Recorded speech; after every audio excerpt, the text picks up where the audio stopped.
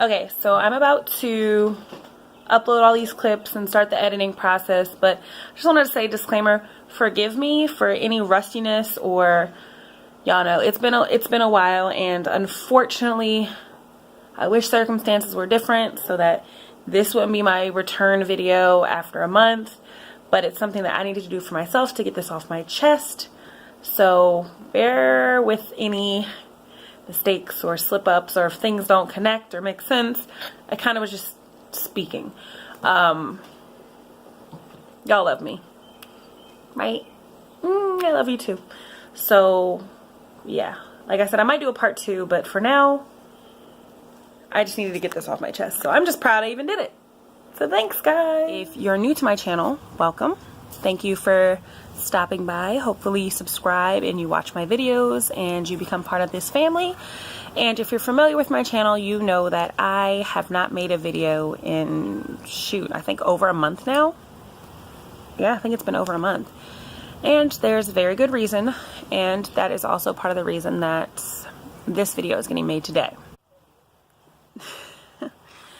So this isn't a video that I ever wanted to make, I ever wanted to have to make, but it's happening because my worst nightmare came true. This is a tough video.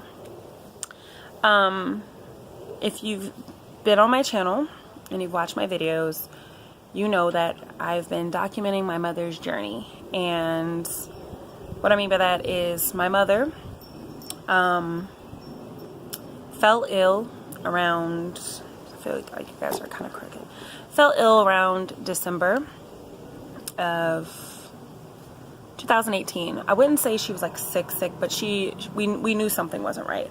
Today is April 22nd. It's the day after Easter. I guess it's considered Easter Monday for those here in the United States. Do they celebrate Easter in other places?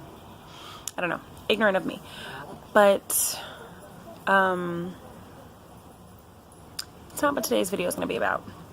Today's video is going to be an update that I didn't want to have to make, but here I am. I've discussed with you guys in previous videos, right after I started this channel, actually. Like, I think I started this channel, put up my first like video, was like 1 minute long. I started it back, I think January 3rd to be exact, and fast forward to January 4th, my mom started to not feel well. And you know, at the time we didn't really think too much of it, but life took over very quickly. So a little bit of a background on me. I'm 29 years old. I lived with my mother and my grandmother until I was 26, I think. Kind of by choice was all I knew. I'm a single child. I am an only child. My mother was a single mother, and all my life, all I've known is living with her and my grandmother. That's just how it was. That's how our family dynamic was. I've never been too close with my father. I'm pretty close to that side of my family, but I'm not really close. Basically, what I'm saying is I live with my mom and grandma. Not really. My father's not too much in my life. I just have a very interesting family dynamic, I guess. And I basically was always caring for them, my mom and my grandma. And so when my mom got sick, I really was having to care for everybody. Now you might be saying, well, your mom got sick. We went from you lived with them until you're 26 and now you're 29. What happened in between there? So when I was 26, I moved out for the first time in my adult life ever. My life ever. And we got an apartment, and then everything was cool. Things were fine, you know. Hashtag adulting. Then this year I moved to the house that I'm currently at. I'm still renter. I don't own this place. But yeah, it was me continuing on with my growth in life. I started this channel January 3rd of this year. It was literally like I put up like this stupid, I won't even call it stupid. I put up this random 1-minute video where I was literally just like, you know what? Fuck it. I'm going to make a channel. And that's what I did. That's exactly what I did. I woke up, decided, we're going to make a channel. You've wanted to do this for a long time. Just do it. And I just did it. And to be honest, I'm grateful that I did, because I feel like I've inspired a lot of my friends to kind of step out of their bubble and out of their shell and shoot for their dreams.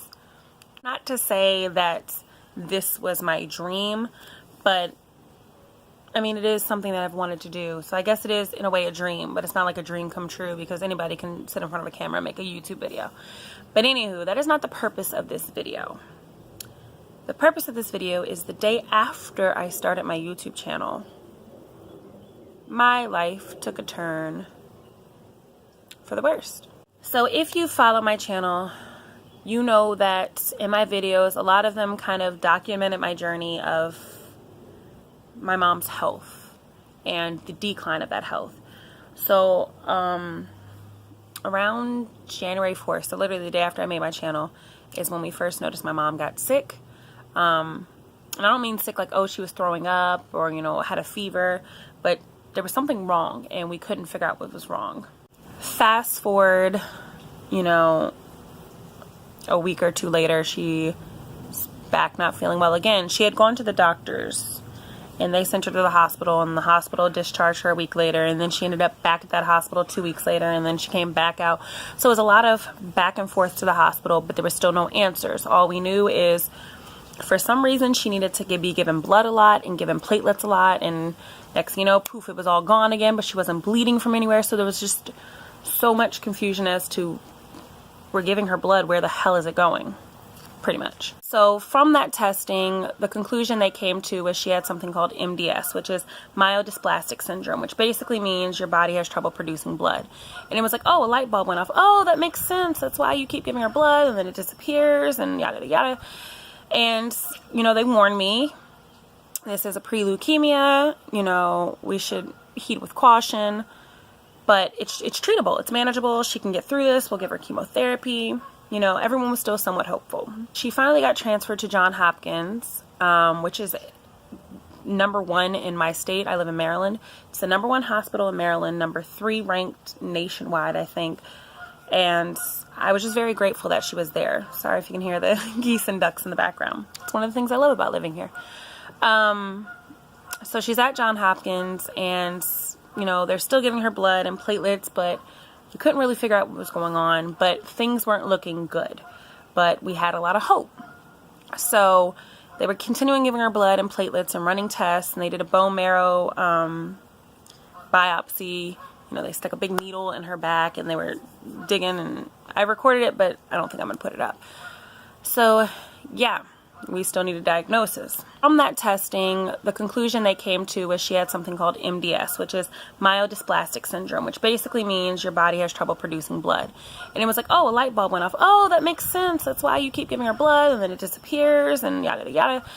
And, you know, they warned me, this is a pre-leukemia, you know, we should heed with caution, but it's treatable. It's manageable. She can get through this. We'll give her chemotherapy. You know, everyone was still somewhat hopeful. So it actually got to the point where my mom was well enough that they felt she could be discharged and sent to a rehab facility. So she wasn't well enough to go home. She was still really weak. She needed to be on oxygen all the time. So they didn't want to just send her home. So they were going to send her to a rehab facility. And luckily, the area I live in, there's a lot of rehabilitation facilities. And I don't mean rehab as in like alcoholics or, you know, drug abuse or things like that. It's like a rehab. Literally, it's like a segue between hospital and home. So it's where you're rehabilitating PT, OT, things of that sort. So she got discharged and transferred to the rehab facility, which I was ecstatic about because she was literally right around the corner, rather than me having to drive 40 minutes to get to her. I would have to take her twice weekly back to Johns Hopkins to receive blood and platelets and, you know, just check her levels and things of that sort. That was just our norm. That was our life. We were used to being in the hospital. That became our lives, her and I. There's a lot of hospital stays, hospital visits, hospital food, doctors, constant in and out, that just became our new normal.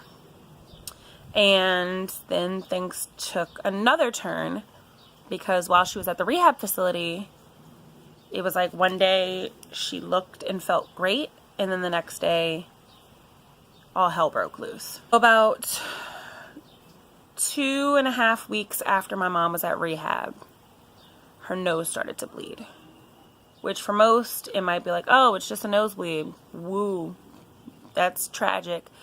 But when you're in my mom's condition and your body's not producing platelets are what make your blood thick and make it clot when it needs to clot. A nosebleed or any kind of cut or any kind of wound is bad. So her nose started bleeding while she was at the rehab facility, and basically it just wouldn't stop because there was no platelets. It couldn't stop. So my mom got sent back to Johns Hopkins.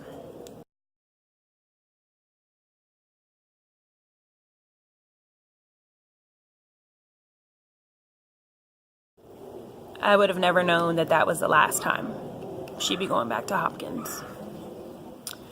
And this is where the story gets hard. So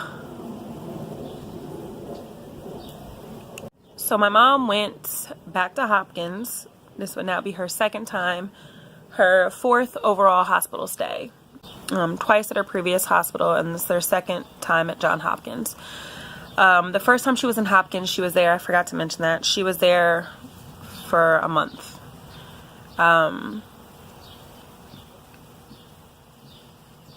So here she is, her second time in Hopkins, and my life changed, her life changed, all of our lives changed, which feels like in a blink of an eye. So my mom is back at Hopkins, and they sit me down, and they explained to me that my mother no longer has MDS. Her diagnosis was upgraded to acute myeloid leukemia, also known as AML.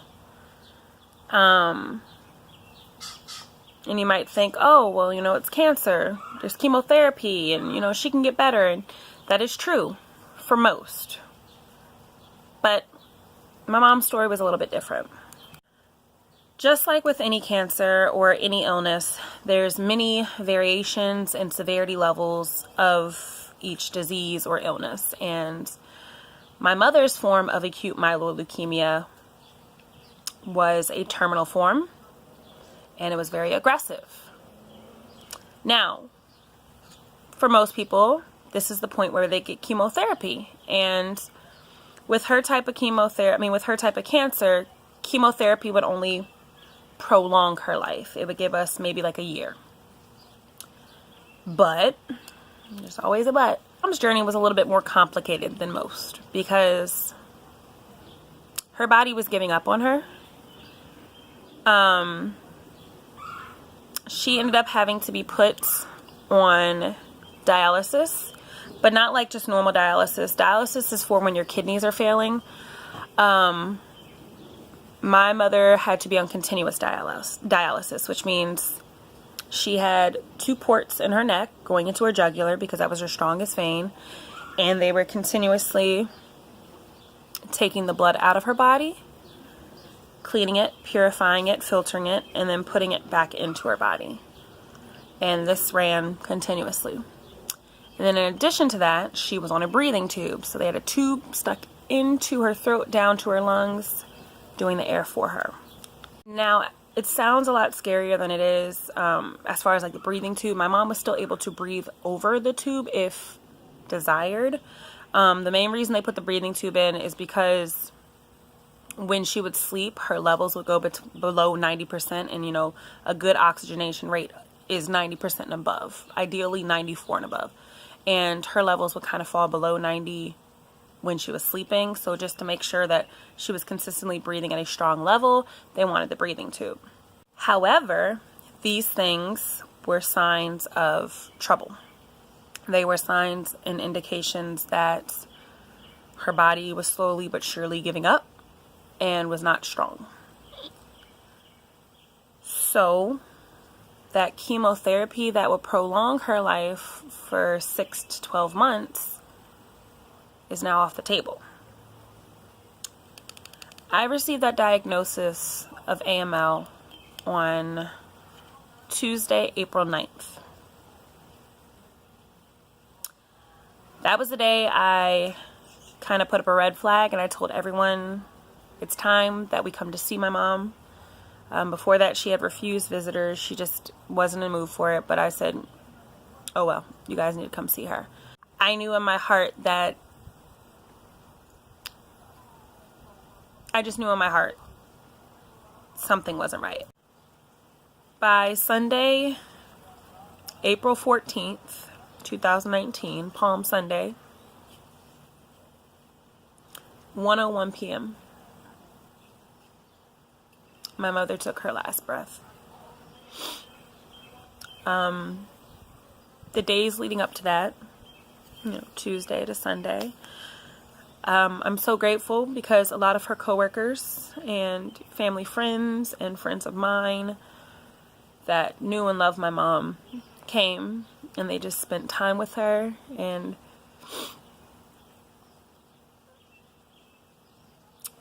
I knew that meant a lot to her.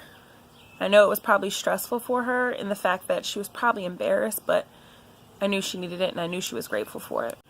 My mother passed away as I was holding her in my arms. I was telling her I loved her, and she literally just slipped away. There was no struggle.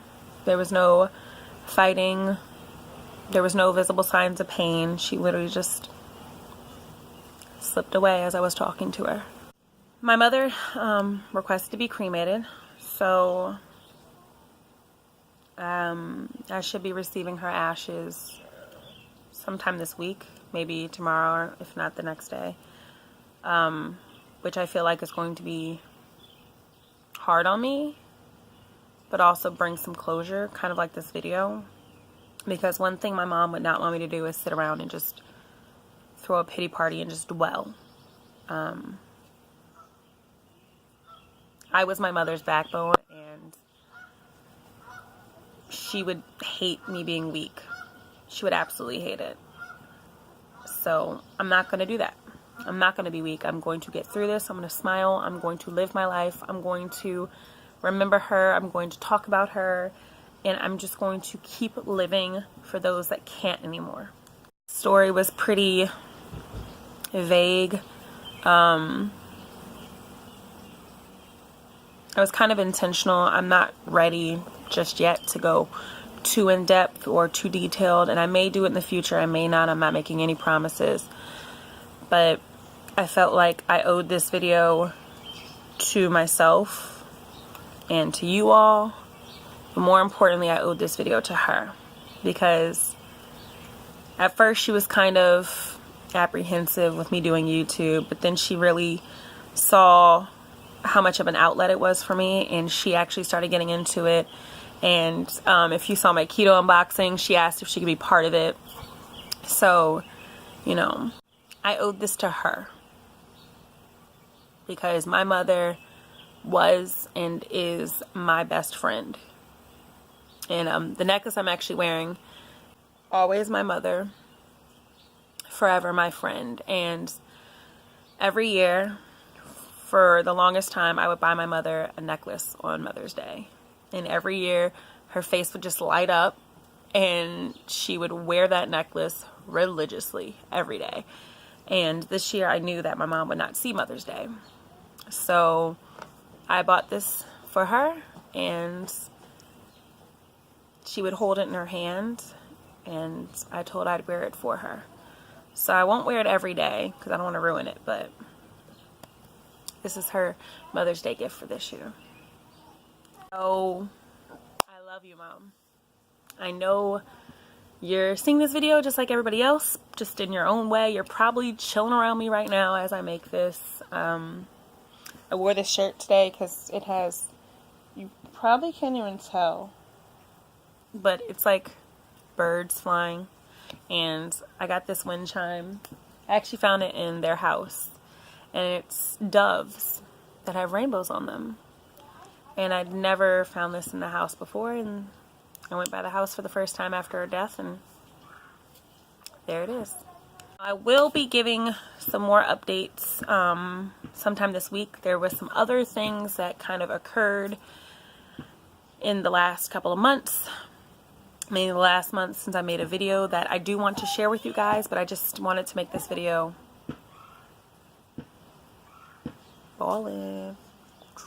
wanted to make this video just to get it off my chest. So